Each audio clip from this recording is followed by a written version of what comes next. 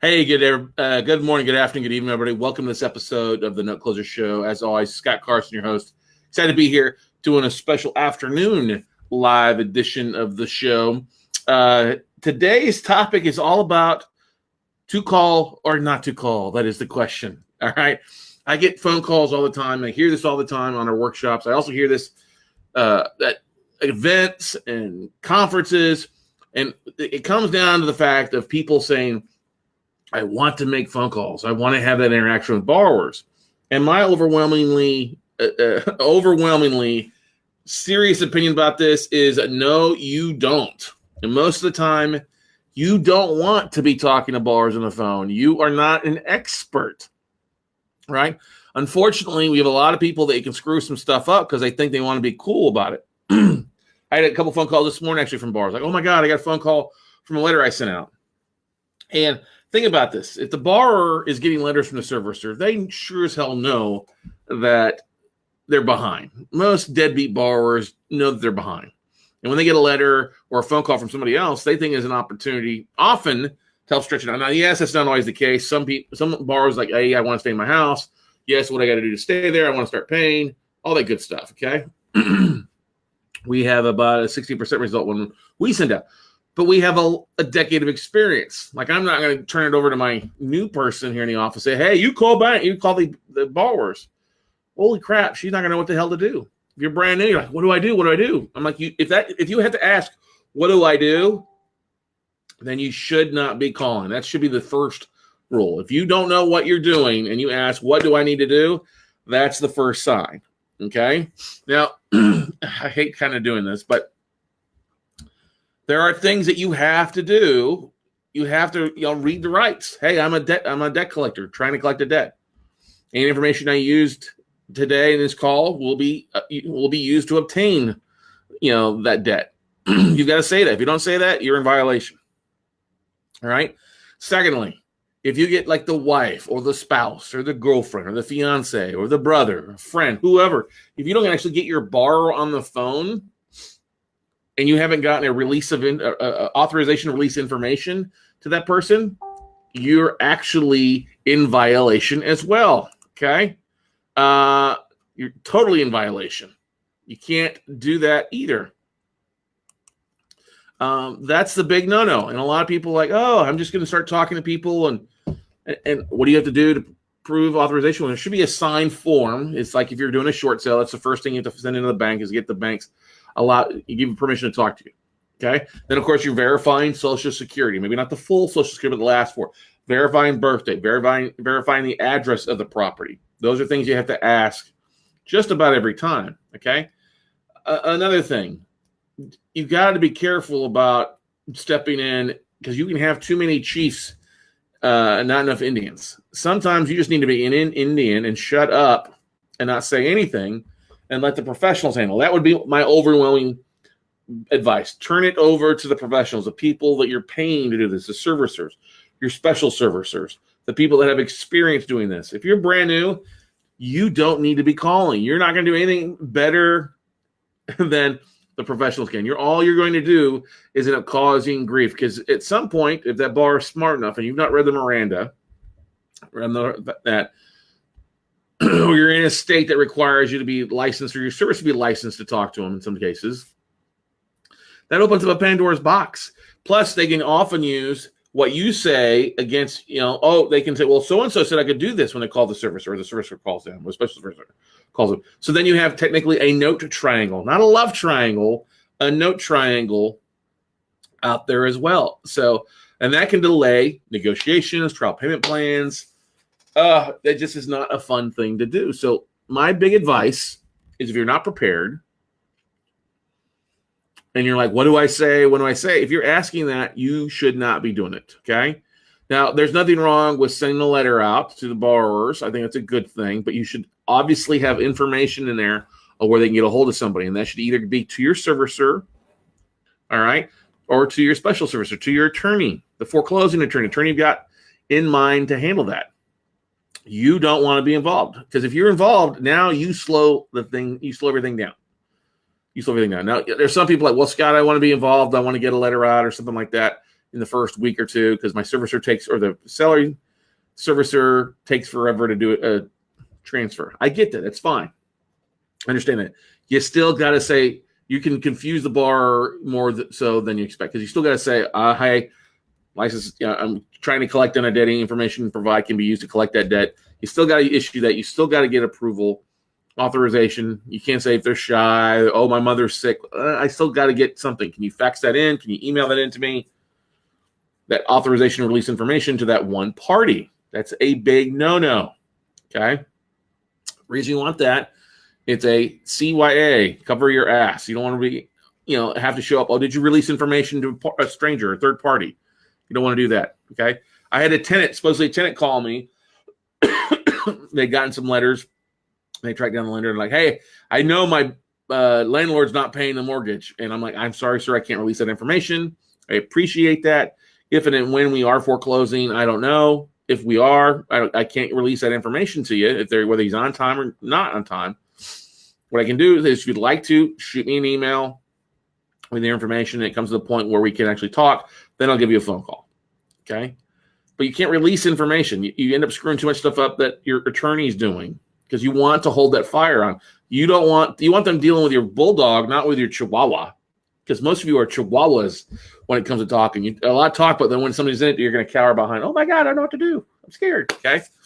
And if you've got experience talking, you've done negotiations with banks, you come from a short sale background, you're not afraid to talk to borrowers, that's a different story. But many people are afraid to talk. There are things you can do if you've got, you don't want to call don't want to call after 9 o'clock at night. I actually would not be calling after 8 p.m. And I wouldn't be calling before 9 a.m. as well, too. Of course, if they attorney up, then you're stuck then just talking to attorney, or then at that point just having your attorney talk to them. But the thing is, I like to say, be careful of making phone calls. Be careful of being the person that has to touch everything. Because if you have to touch everything, you then become the bottleneck on a lot of things. Okay? In some cases, it's good. I'll give you an example. Somebody called me this morning and say, hey, the borrower, what if they want to make a payment? I'm like, well, if they want to make a payment, that's great. But if your servicer doesn't have all the information from the previous servicer set up in their system yet, they can't accept the payment yet. One thing that we have done is, okay, Mr. and Mrs. Borrower, great. Especially if you got somebody on the phone that wants to make a payment or has money to make a payment. So, okay, it's still going to be probably a week or two before everything gets set up in the system. What I'd like you to do, if you've got money there, you need to get out, go down, write me a check or money order, and I want you to make it out to my servicer. Like in this case, we say, okay, make the check out to Madison Management. I know they can't accept it yet, but send me your loan number, send me the full address, and either send it into them or you can send it to me. And once it's up in the system, we'll mail the payment in directly to Madison. We have done that on a couple of situations in states that allow that. Now, not every state requires you to have a debt collector's license to talk with your borrowers. Texas is one of those where you could self-service if you wanted to. I do not recommend this. Do not self-service your own loans. People are like, well, that's $20 to $90 that you must like losing. Well, if you're not an attorney, you shouldn't be talking to people.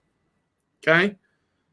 If you're an attorney, then you have a different set of circumstances. You got different things you can do. But if you're not an attorney or not an ex-attorney, okay, you really honestly shouldn't be doing that. Your letter goes out, hello, here's where you need to call. Here's what is going on.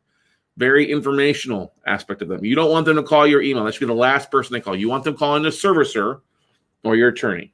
Okay? Those are the two most important people you need to have on your team. Servicing company, attorney. All right? That's the most important thing. And find out ease of access. Where does the borrower need to go? Literally, put anything on the letter, put down the website, put down the 1-800 number, put down their account number if you got it with a new servicer. If it has been transferred over, you don't have that yet. All right, because you'll often have borrowers that are in limbo, okay, that they want to make a payment, but the old servicer or isn't accepting payments, and the new servicer isn't yet set them up in the system. So there's always that limbo. But there's always the beautiful thing is that often your servicers can take phone calls, so they can send emails.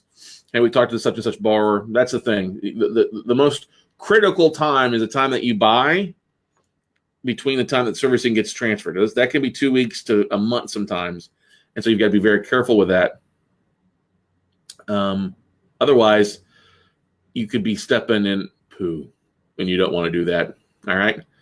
So somebody asked me that, well, Scott, I want to set up a trial payment plans. If I got a borrower willing to do a deed in lieu with me or a cancellation of contract, I'd like to talk with them, or I'd like to offer up the cash or keys. Okay. I get that. You can create a pretty simple trial payment plan. Doesn't mean anything fancy. If you get a borrower that calls you, it's like a 2-page, 3-pager often, and a service will provide that. Some people will do that. We create our own here, and it's something we have the borrower sign off on. They don't get it notarized. It's not, don't waste the time getting notarized. Literally, all they do is sign it, fill out, when you come to an agreement of, okay, you're going to make your first payment this month, and this such and such date, this payment this month. If more than 3 days late, it's a cancellation of your trial payment plan. All right, and we will go straight to foreclosure. You get plenty of those where you send those out, people sign them and send them back, or they want. Some people will just start making payments, and that's great. In some situations, we've had borrowers make 6 months of payments at one time because they didn't talk to us, but they went on and started making payments, which is great. It's fine. They're still default. So it's up to you as a decision maker. Do I want to keep them in the house or do I want to go? One person, it was just an absolute ass. Called it, was actually rude, cussing. When you get to those, you don't want to deal with those.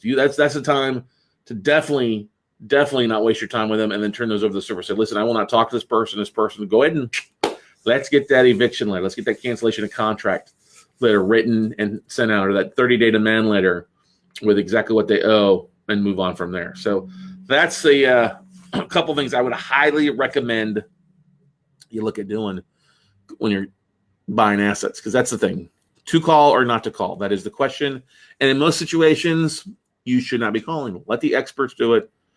Let them take care of it and go from there. Now, I know that some people love the idea. I want to send my borrowers a text message to let them know when mortgage payments due. Okay. Some people are like, I want to do a slide dial, and it sends them a voicemail. Hey, your mortgage payment's due. Yeah, you could do that too if you want to. I just don't like to recommend it. I think you're better off.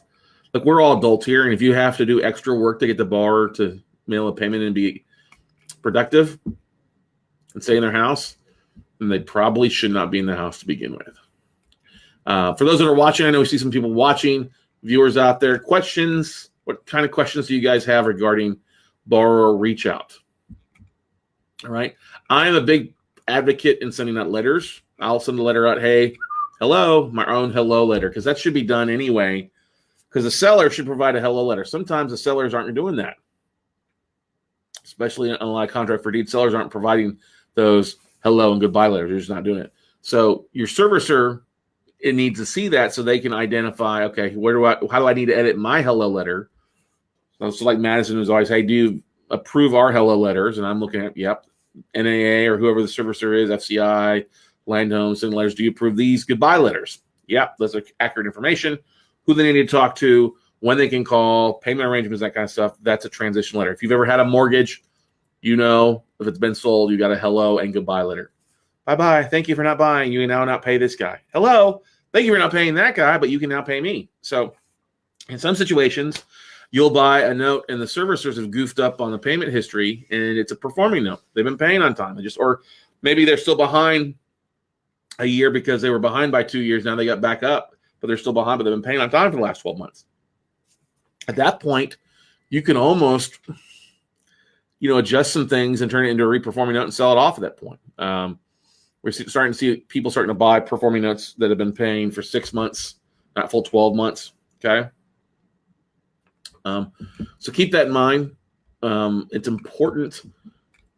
Also, it's important too, if you're buying a note and the borrower comes out and says, well, such and such promised me this. But promises aren't promises unless they're written down. Okay. Unless they're written down. And that's one thing you have to look at is like, if you've got copies of that, or the borrower says, I've been making payments. What do you mean I'm not on time? Well, you're not. Based on the information we provided, you were on time. Do you have copies of your payments? Do you have copy of your stubs? Do you canceled checks? What do you have to prove that you paid? Because you got to hold on to those receipts. If you don't have the receipts, then I can't approve you of anything. Now, that's important to keep in mind. Now, if you are talking, or what'll happen a lot of times, like I'll give you credit to Matt Gillette over at Singer Law Group. Matt sends me an email and says, hey, here's what I got the borrower to approve to. Do you agree to this? And I'll say, yeah, I'm good with that. And then they'll Hey, I need you to sign off on this payment plan. Perfect. Sign off it. Boom, done. Then they send it to Madison, and Madison has a copy of that so they know what to expect when the borrower calls them. That's one big thing. Your trial payment plans, if you are getting borrowers to sign off on those, make sure you keep a copy of those and get those over to your servicer so they know what kind of agreement you've agreed to. So they can talk with your asset manager at the servicer, and they know, hey, what's this? What's that? What's this payment go to? People are still, people ask me that, oh, what's this? We got this payment. What's that mean? I'm like, well, here's the situation. Did you not check the TPP that we sent over to you? Oh, no, I didn't. We'll check it, and I guarantee it outlines everything that's involved. Okay? Questions, comments, concerns? You don't want to get a fair debt collecting action against you. You don't want the borrower to sue you for not being accurate or harassing. Never, ever cuss at your borrowers either. All right? That's one surefire way to make sure things don't go well. If they cuss back at you, the best thing I can tell you, because we had this happen multiple times, I'll just get on the phone and I'll like Mrs. Smith, whatever. Look, cussing at me is not going to help. If you're going to be unprofessional like that, I can very easily just get my attorney involved and you can deal with him. Okay. The idea is just to, let's have a conversation. What happened? If you are going to call, what happened? Did you lose your job? Did the grandma get run over by a reindeer? Did your dog die? Did your wife, husband, whatever, pass away, get sick? What the heck happened? Tell me the story so I can see what goes on. All right. And the thing is to keep in mind is that, somebody asked me, don't you want them to fill out like the financials? And I'm like, I'm not a big believer in financials because they end up going to be probably incorrect. They're probably going to lie about it to begin with. They're going to probably adjust it. Now, one of the big things I know that a lot of people have done, if they're talking with people and you get one spouse talking about it, and often get them back and another spouse on to talk about the financials as well, a lot of times those numbers will be wrong. Okay. So I'm a big advocate of let's just come to an agreement ASAP. If I have to send out a financials to you for you to fill out and send back to me, I know people are used to that with short sales, filling out. Look, let's just get an agreement and get it done. All right. Can you start paying your existing payment? Yes or no? Great. Are you living in the property? Yes or no? If they say no, they're not living, they're probably not going to pay. So are you living in the property? Yes or no? Are you working? Yes or no? Can you start making your existing payment? Yes or no? Okay, great. That's kind of let's get you reinstated. What can you bring extra to the table towards the 12 months that you're behind, the 6 months behind, the 2 years you're behind? Okay? It's got to be something. How much extra can you pay right now to get caught up with that? It's got to be a lump sum. If you don't get a lump sum of some sort, it's probably not going to stay reperforming. It's probably going to end up failing again. All right. Now, there are situations where the borrower pays 2 months ahead. Okay, great, awesome, perfect. Just let me know that you're making 2 months of that payment at a time. So you make an extra, so we can adjust the second amount or the extra amount towards the next month. So we just had that happen on June, July. Several borrowers made extra payments in June. We're like, oh, yeah, excited. And they're like, well, I wanted to make an extra payment because I knew I was going to be short in July. I'm like, oh, all right. Fine. We'll credit that extra towards this month. But, I was pretty excited. Like, ooh, we got some extras coming in. Extra. Read all about it, right? But most important thing is conversation. Treat people with respect, even if they don't treat you with respect. If you do talk to them and they get ugly, it's best just to nip it in the butt and say, okay, I'll have you talk to my attorney and turn it over to the experts.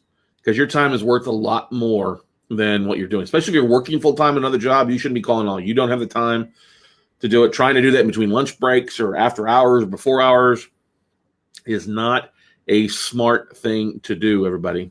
All right? It's a horrible thing to do.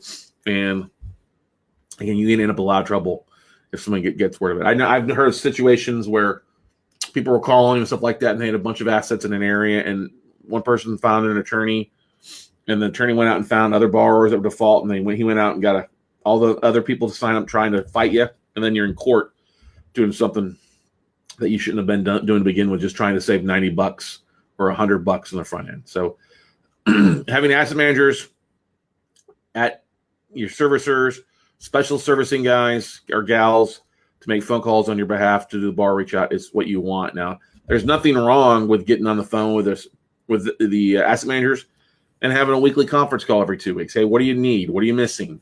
How are we doing these assets? You should be doing that. All right? Because you've got to dictate where they're going. You've got to give them some direction to make things happen. And if they don't have any direction, they're not going to make a decision for you. They'll sit there in limbo waiting for you to decide something, and then you're going to be stuck and not be able to do it. So hopefully that makes sense. There have been times when I've had the staff that we did it. We had a really good staff that had experience with borrower reach out. Great. And there's other times when that staff left that we had to turn it over to our specialty people. Some are good, some are better. And I will tell you this, if you have people in your office that are doing this or people you hire that are doing it, trust me, at some point they're going to get burnt out talking to people. It's rough sometimes talking with people. No, you have great people, you have bad people. There's a whole gambit of good borrowers, bad borrowers, and everybody that's just in between. Okay? Wish everybody was good borrowers. And the people that you can help are awesome. But then the people that are just horrible, ugly, hey, you just turn those over to somebody else, swap it off, and go from there. But the best thing I can tell you is you get people calling you wanting to help you or reaching out to you. Be careful. Make sure, okay, let's talk about this. And then boom, let's get a form signed and get it emailed, faxed back to me. Oh, you've been making payments and I need copies of your checks and cancel stubs. If you don't have those, I'm sorry. I have nothing to prove. There's no proof that you made a payment. Okay? And always, always, always make sure if you do talk to borrowers and they start sending in money orders or cashier's checks or whatever checks to you, make sure they put the address and the account number on the loan number. Now, the reason you want both is if it's going from, like, say, NAA to Madison, they may run different account numbers. Okay? They don't put the address on there. There's nothing to track it down by. Yes, the borrower's last name is good, but that's not always legible. Some people are making payments on behalf of other people. So always, always have them put the address and then their account number on it. All right? Or the borrower's name if they're making it on behalf of somebody. So be careful about that. Like I said, be smart. Get on the phone. Most of the special servicing people that I talk to, the asset managers, are awesome. They're glad to tell you kind of their mentality, how they approach things. And you're not always going to get the notes. Some people are like, oh, I want the notes. It doesn't really make sense to get the notes. You're not going to do anything with it anyway. So just spend time, schedule a conference call every 2 weeks or every 3 weeks, at least once a month with your asset managers and go from there. Because most of them are phenomenal people. They're worth their weight in salt. And they're spending day after day making phone calls to, borrowers. Some are good, some are bad, and some are downright ugly. So best thing you can do, find out what type of alcohol or thing that your asset manager likes at the servicer or your special servicer and send them a bottle. All right? It goes a long way in helping them push your assets files to the top so things are getting done. Okay? And also, if you've got 1, 2, 3 files, don't expect a weekly update from your servicers or your special servicers. Look, they'll have an update for you like once a month. You got 3 files, and they're dealing with other people that have files. That's not saying your files are not important, but understand where they come. If you call them every week, you're likely to get booted off their system and unfriended and had your files returned to you as you get canceled out. Because if you only got 1 or 2 files, look, just put it in professional hands. Let them get rocking through it. Yes, I know some people are like, oh, this person's horrible, that person's horrible. Yes, I agree. But little things can often be done very easily. Phone call, letter, all that stuff. Sometimes you just need to send a letter and have them directed to call somebody. You never know if the borrower's not checking their mail or they're deceased and their family gets around to doing it. That's some things that has happened on some of our files. So, but that's all I've got for you today, guys. I think it's important. If you aren't comfortable in that, turn it over to somebody else to do. Don't be doing it. Pay the cost to do it. And if you don't have the cost to do it, you either overpaid or you didn't get enough money funded. Now, if you are dealing with little bits of money, because we get people all the time, you may want to reach out to investors. Say, listen, I know that you are closing the deals. I don't have enough money to buy a deal, but how about I help provide some special servicing costs? Or I loan you the 10 grand or the 5 grand for a rehab loan on the property in a second lien position or something like that. Those are some things if you want to get some money involved and still get going. You're not going to get 50% of the deal, but a pretty decent return, and maybe a way for you to help listen and learn from your investors or your JV partners or the servicers as well. So cool being, guys. Go out and make something happen. We do have an upcoming workshop this weekend, this Friday, Saturday, Sunday, the 20th through the 22nd. Take advantage of that opportunity. Great class for listening out there. You can catch the replays of that as well if you're interested. Note Camp 6.0 is coming up here in 70 some odd days. We're excited to have Laughlin, Quest IRA back as two of our featured sponsors. As always, honored to have them here and be a big part of Note Camp 6.0. We're doing something different. Okay. The reason I talked about this little bit of legal workout is at Note Camp 6.0, we've obviously had 30 plus speakers, hour 15 in two different rooms providing different topics. This time around, we're going to do something a little bit different. We're doing more of the Note Camp Labs aspect of things. What do I mean by that? Well, what I mean by Note Camp Labs is that you will be able to, one of the great things we'll be doing is we're bringing on experts to provide deep dives into specific subjects like bankruptcy, workouts, legal asset protection. What else are we doing? Collateral breakdown, business systems, really going to dive deep into some of the things that you guys are looking for. So we'll have slower speakers going, but on the second room, we'll having deep dives, 2 hours here, 2 hours here, 2 hours here. One of the things that we're working up as well, you're going to like this, is we're going to bring on attorneys that are licensed in most of the states that you guys are seeing deals in and have them talk for 30 minutes. So we had such a great hit with Franco Baril last week during the live podcast recording with a lot of views and people loving it. We decided to make that a staple in Note Camp 6. So if you are buying assets, we're going to bring on an attorney licensed in most states, whatever we can get them, Florida, Georgia, basically the Southeast and other parts, and have them talk. Some attorneys will be licensed in multiple states. That's great. We'll kill a couple birds with one stone. But I want to let you know it's half price. We have a half price promotion going on right now for Note Camp Live. You get 50% off tickets. Price did go up a little bit this year. Instead of being $397 the high, it's $599 now, just because we're doing a lot more deep dives and some great stuff as well. And also for those that are interested in owner financing or looking for that, we'll have more owner financing this time around, along with I'm putting together a list of all the licensed originators for you guys across the country, so that we'll have a master list that can do stuff in multiple states for you as well. So go to notecamp.live, use your half off early bird special coupon, and we're pretty stoked about that as well. So otherwise, guys, go out, make something happen, and we look forward to hopefully seeing you all at Note Camp Live, if not at the Virtual Note Buying Workshop this weekend, or just out and about and having fun. So kudos to those who are out making something happen. Once you can go to notecamp.live to get your half-price ticket. That's notecamp.live. It's spelled out exactly as it says.